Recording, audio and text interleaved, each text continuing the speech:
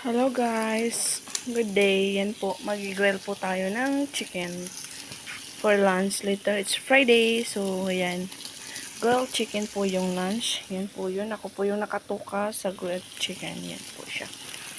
Yan o. Kagabi pa to siya marinated. Yan po siya guys. Yan.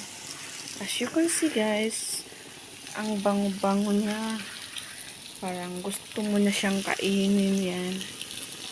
Kailangan na may ganyan-ganyan tayo guys. Para daw yung sarap niya. Umaano daw doon talaga. Sabi ng sir namin. De eto. Yan guys. Yung kapitbahay maano nito kasi ang bango. Yan. Chicken for lunch.